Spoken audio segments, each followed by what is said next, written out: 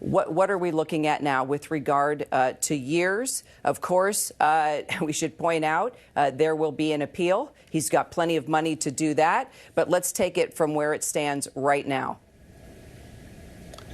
Kira, I'm still trying to wrap my mind around this. I'm not even sure if I would say there would be an appeal, because for Sean Combs and his defense team, this is a massive win. 3 of the counts that had a life sentence possibility are gone. When it comes to transportation to engage in prostitution, the minimum is nothing. There's a theoretical possibility that he walks out on probation. Now, do I think that's going to happen? No, but the max is 10 years. Even if you were to take both sentences, and he's not going to get 10 years, they're going to look at his criminal history, mitigating circumstances, aggravating circumstances, and I would assume that he gets somewhere in the middle ground, maybe like 3 to 5 years, 3 to 6 years possible through that sentencing range for each count.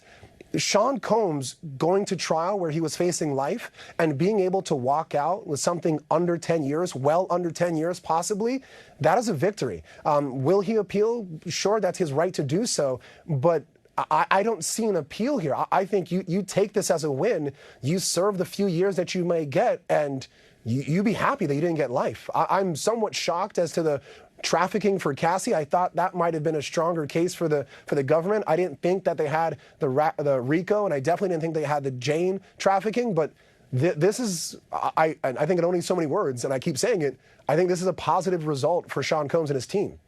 Knowing what we know about what happened and how he treated these women, and now looking at this outcome, how he's been acquitted on the most serious charges, your overall thoughts moving forward about what this says about the Me Too movement, the power of a music mogul when he has money, when he has fame. Your thoughts? So my thoughts, I think, I try to go beyond just being an attorney, and I'll try to sidestep that and just talk as a man, as an adult. I think there can be no mixing of words as to what Sean Combs is when it comes to the treatment of women. Full stop, period. There's no question as to what we saw in terms of the strength of the women who took the stand and testified about the abuse that happened to them. There's no question about the photos we saw of Cassie in terms of the bruising of her body, the bruising of her face, and the violence in that Intercontinental Hotel. Full stop. There's no justification of that. There's no explanation of that. And I think in terms of the Me Too movement, there should be strength in the fact that those women were believed in terms of what they said.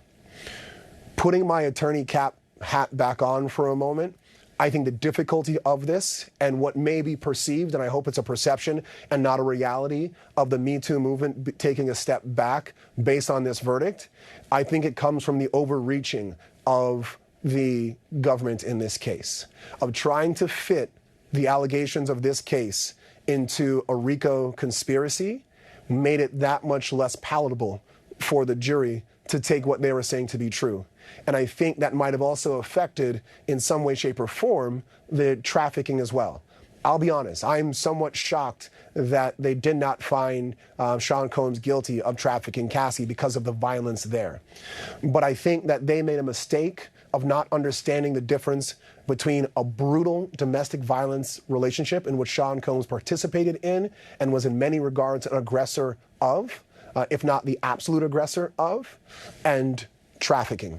And I think the overreach and misapplication of what 12 people in the Southern District of New York, or what society would believe to be trafficking in RICO, that misstep and misperception is what led the SDNY here. The SDNY has phenomenal prosecutors, has a phenomenal office, and their record speaks for itself. But I think in this case, they overestimated the strength of their case, and this is what happens when a jury speaks.